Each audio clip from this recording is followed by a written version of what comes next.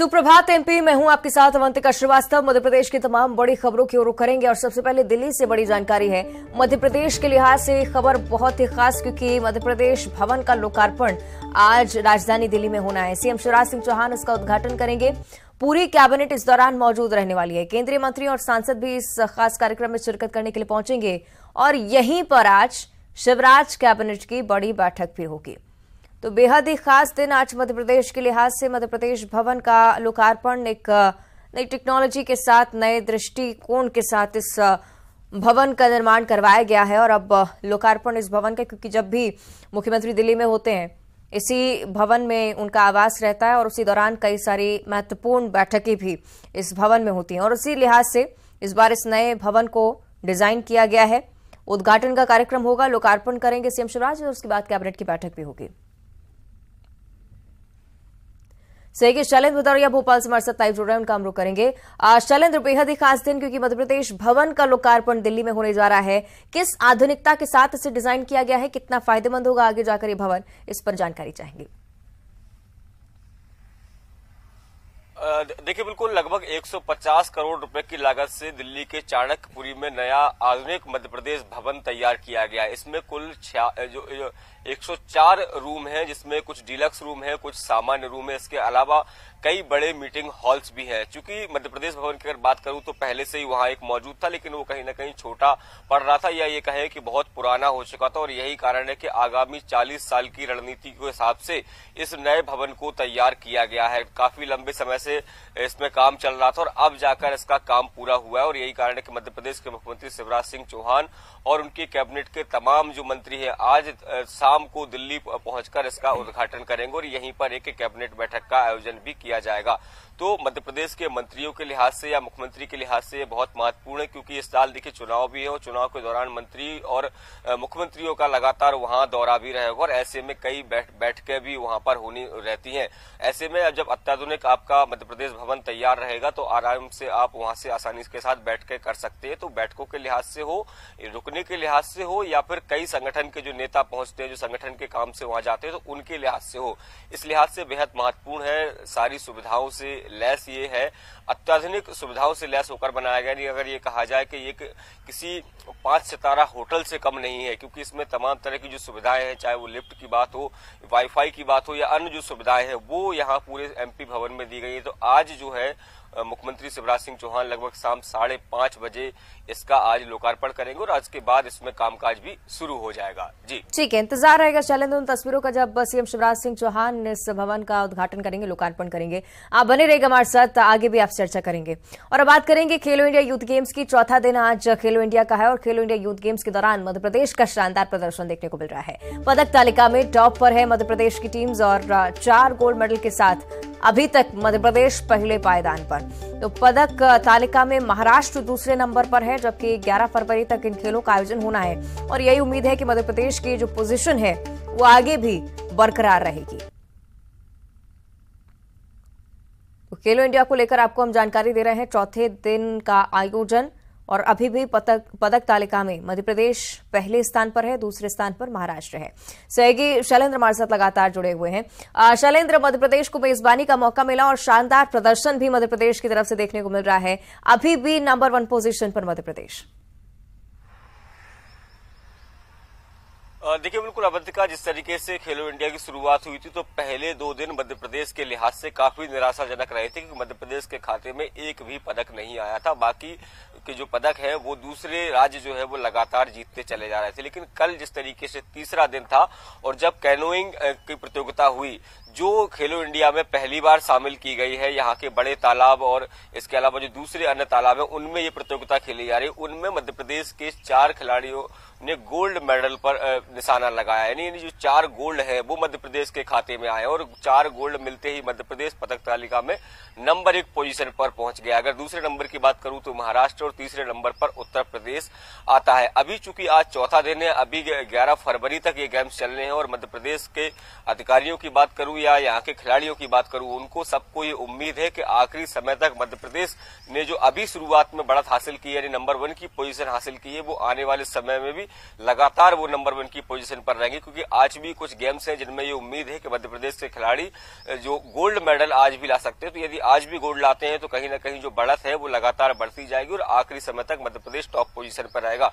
मध्य प्रदेश के लिहाज से एक बहुत बड़ी उपलब्धि होगी कि अगर आप खुद मेजबानी कर रहे हैं, जैसा कि पहले ये माना जा रहा था कि यदि स्थानीय खिलाड़ी यहाँ खेलते हैं तो कहीं ना कहीं एक मानसिक दबाव होता है कि आप अपने होम ग्राउंड पर खेल रहे हैं, लेकिन होम ग्राउंड पर खेलते हुए बेहतर परफॉर्मेंस करना और अपने राज्य को पदक तालिका में सबसे ऊपर रखना, ये बताता है कि किस तरीके से मध्य प्रदेश के खिलाड़ियों ने खेलो इंडिया के लिए किस तरीके से पसीना बहाया है और मेहनत की, और उसी का परिणाम है कि लगातार गोल्ड जो है वो मध्य प्रदेश की झोली में आते जा रहे हैं। जी चलिए, उम्मीद यही शैलेंद्र की पोजीशन बरकरार रहेगी। आपका शुक्रिया इस पूरी जानकारी को हमारे साथ साझा करने के लिए। तो खेलो इंडिया यूथ गेम्स के बारे में आपको हम जानकारी दे रहे थे। आगे बढ़ते हैं और करेंगे छतरपुर की ओर, जहां बागेश्वर धाम के महाराज पंडित धीरेन्द्र कृष्ण शास्त्री ने संत तुकाराम पर एक विवादित टिप्पणी की थी और अपनी इस टिप्पणी पर खेद जताते हुए उन्होंने माफी मांग ली। उन्होंने कहा है कि संत तुकाराम एक महान संत हैं और हमारे आदर्श हैं। संत तुकाराम की पत्नी के स्वभाव के बारे में एक कथा में कुछ कहा था, जिसको लेकर समाज के लोगों में शोक पहुंचा और इसलिए माफी मांगते हुए अपने शब्दों को वापस लेते हैं। संत तुकाराम के लिए बहुत ही अच्छा है। उसको कई लोगों की भावनाओं को जो वार करे समाज है, पंथ है, उस पंथ के अनुयायियों को क्षोभ पहुंचा, उसके लिए हम साधु भाव में यही कहेंगे कि आप अपने मन में क्षोभ ना लें। हम अपने शब्दों को पुनः वापस लेते हैं, परंतु हमारा ध्येय संत तुकाराम के लिए बहुत दृढ़ है, बहुत उच्च श्रेणी का है। संत तुकाराम नकारात्मकता में भी सकारात्मकता खोज लेते हैं। संत तुकाराम विपरीत परिस्थिति में भी सब अनुकूल कर लेते हैं। संत तुकाराम सब कुछ विपक्ष में भी अपने पक्ष मानते हैं। आदर्श हमने संत तुकाराम से सीखा है। उसके लिए हम आप सबको पुनः निवेदन करके हाथ जोड़कर क्षमा प्रार्थी हैं। आप सब प्रसन्नचित्त रहें और पुनः जो है आप सभी संत तुकाराम की। और इधर ग्वालियर में हिंदू महासभा ने समाजवादी पार्टी के नेता स्वामी प्रसाद मौर्य के खिलाफ मोर्चा खोल दिया है। मौर्य को गिरफ्तार करने की मांग को लेकर उत्तर प्रदेश के सीएम योगी को खून से पत्र लिखा गया है। हिंदू महासभा का आरोप है कि स्वामी प्रसाद मौर्य ने श्री रामचरितमानस और साधु संतों का अपमान किया है, जिसे हिंदू महासभा बर्दाश्त नहीं कर सकती।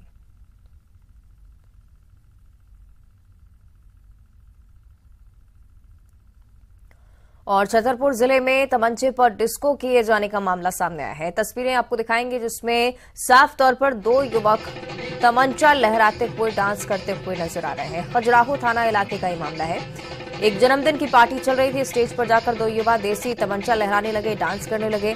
खजुराहो थाना पुलिस भी फौरन वीडियो के आधार पर कार्रवाई करते हुए नजर आई और दोनों ही युवकों पर केस दर्ज कर उन्हें गिरफ्तार किया।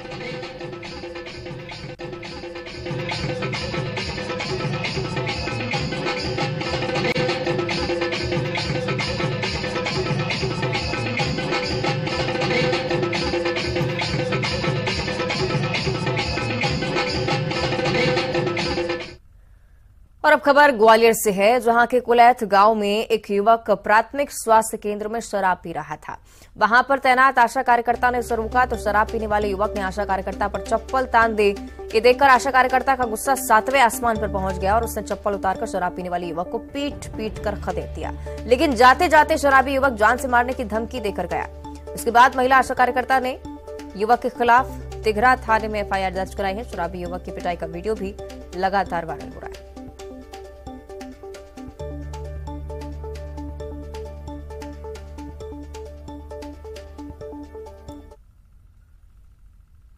और उधर निवाड़ी में पानी की समस्या से परेशान पृथ्वीपुर तहसील के लोगों ने नगर परिषद के खिलाफ खड़ा फोड़ प्रदर्शन किया।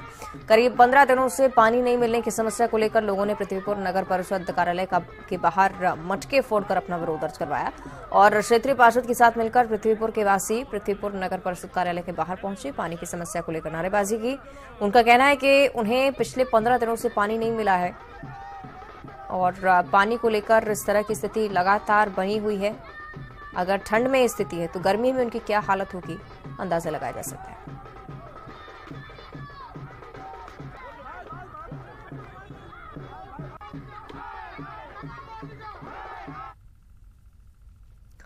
और इंदौर के कोर्टरूम में प्रतिबंधित संगठन पॉपुलर फ्रंट ऑफ इंडिया के लिए वीडियो बनाकर जासूसी करने वाले सोनू मंसूरी की रिमांड 3 दिनों और बढ़ा दी गई है और अब उसे 4 फरवरी तक पूछताछ होनी है। वहीं सोनू मंसूरी से आतंकवाद विरोधी दस्ता यानी कि एटीएस और इंटेलिजेंस की तरफ से भी पूछताछ की जाएगी। वो बार बार बयान बदलकर पुलिस को गुमराह करने की कोशिश कर रहा है।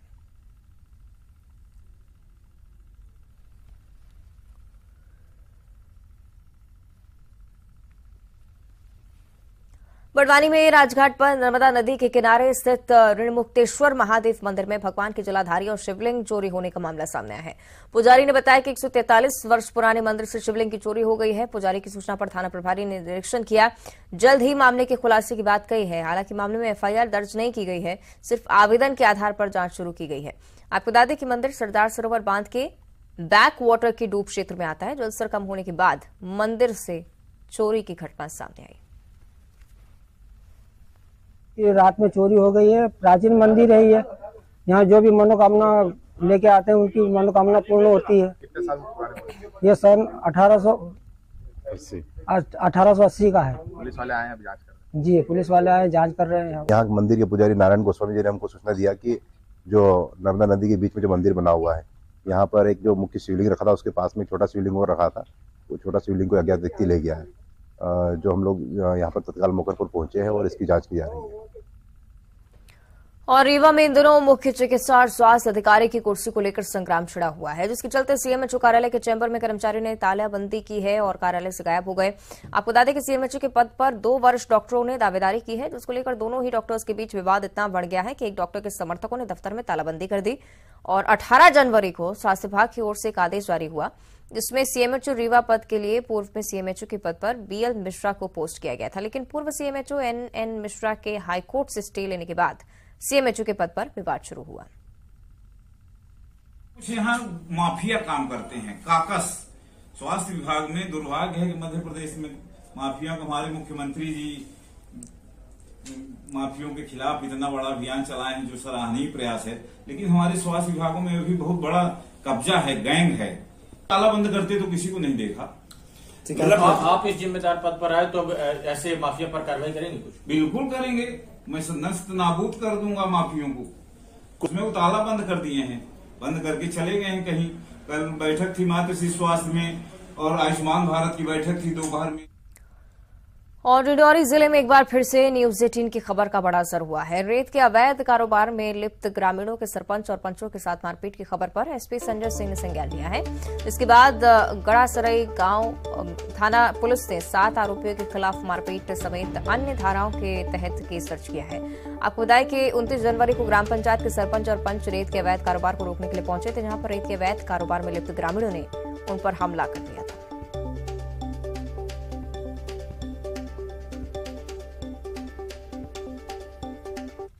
है उन लोगों ने की रेत वगैरह निकाल रहे थे, तो ये जो अपने भूसा डोंगरी के जो सरपंच और अन्य लोगों ने की रोका गया, तो और उसमें इनकी हाथापाई वगैरह हुआ है। वो थाने में शिकायत पत्र वगैरह दे दी है। इसमें एफआईआर हो गई है, उसमें कार्रवाई की जा रही है। हम लास्ट को 29 तारीख को हमारे ग्राम सभा के अध्यक्ष, जितने 4 अध्यक्ष हैं ग्राम सभा से, मेंबर हैं, सरपंच, सब लोग वहां गए इसके रोक के लिए बात करने के लिए।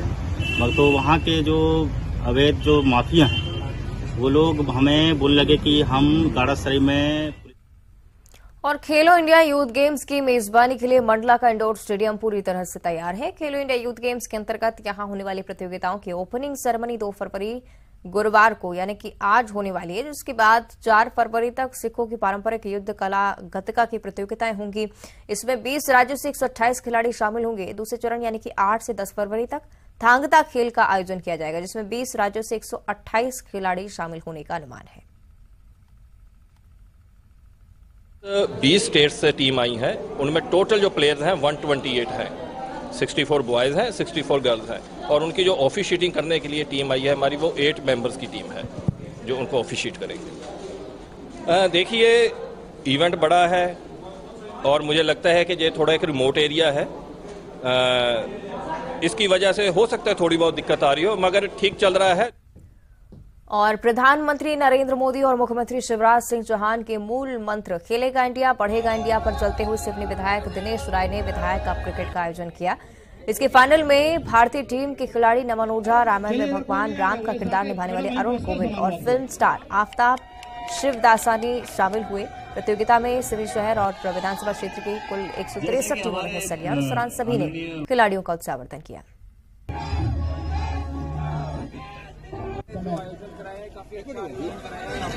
और 1700 लोग 1700 प्लेयर हैं यहाँ पे भाग लिया है, खिलाड़ियों ने भाग लिया है।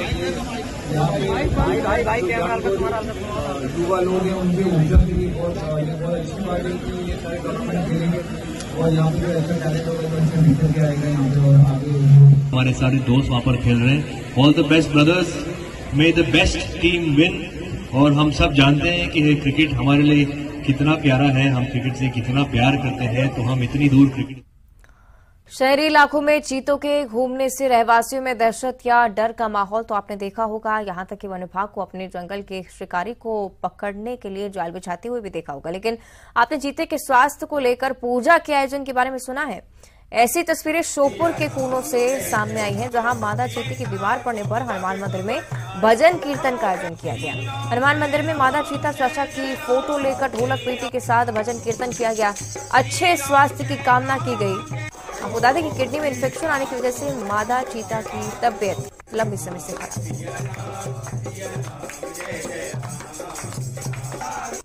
ईश्वर की दया से सभी कुछ अच्छा है कि हमारे डॉक्टर लोग लगे हुए रात और दिन लगे हैं और अभी वर्तमान में उसकी स्थिति काफी बेहतर है पहले से और अभी ठीक है। दूसरे चीतों के साथ सर? दूसरे सभी चीते बढ़िया है, स्वस्थ हैं, अपना जो नॉर्मल व्यवहार है उनका। शासा को सर वहीं बाड़े में शिफ्ट कर दिया गया या फिर अभी?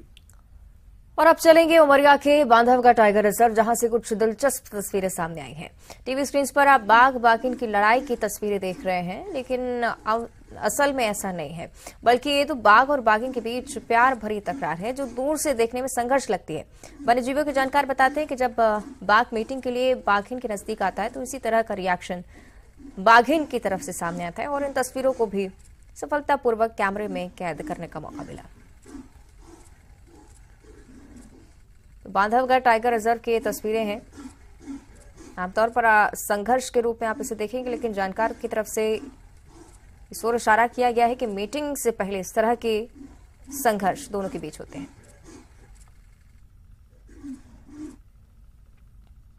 और अब देखिए 25 सेकंड में खबर। इंदौर पहुंचे जयवर्धन सिंह ने महेंद्र सिंह सिसोदिया को लेकर किया कटाक्ष। राघोगढ़ से चुनाव लड़ने पर किया कटाक्ष, कहा बीजेपी किसे देगी टिकट तो उनका अपना मामला। देवास में सिंचाई व्यवस्था को लेकर कांग्रेस और किसानों का आंदोलन, रेलवे स्टेशन पर प्रदर्शन, पुलिस के साथ हुई प्रदर्शनकारियों की झड़प। दमोह में फूड पॉइजनिंग से 10 से ज्यादा लोग बीमार, सभी को अस्पताल में कराया गया भर्ती। सब्जी खाने के बाद बिगड़ी लोगों की तबीयत।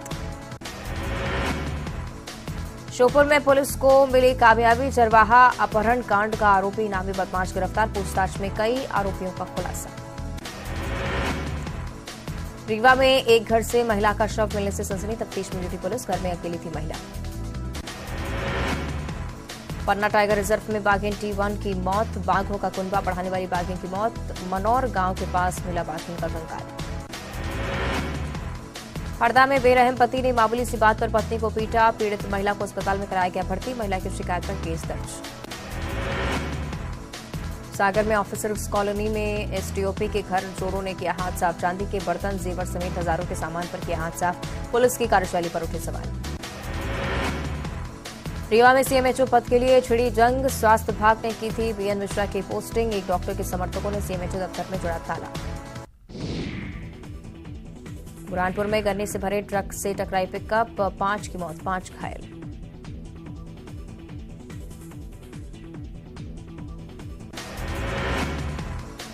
कटनी में पुलिस टीम पर फायरिंग, 2 आरोपियों ने टीम पर बोला हमला, पुलिस ने दोनों को किया गिरफ्तार। ग्वालियर में कलयुगी चाचा की करतूत, नाबालिग भतीजी के साथ किया दुष्कर्म, ब्लैकमेल कर वारदात को दिया अंजाम। मंदसौर में एक प्रेम प्रसंग का मामला है सामने, युवती ने परिवार से बचने के लिए आत्महत्या की झूठी कहानी रची, युवती प्रेमी के साथ हुई फरार। बुलेटिन में इतना ही, देखते रहिए न्यूज़ 18।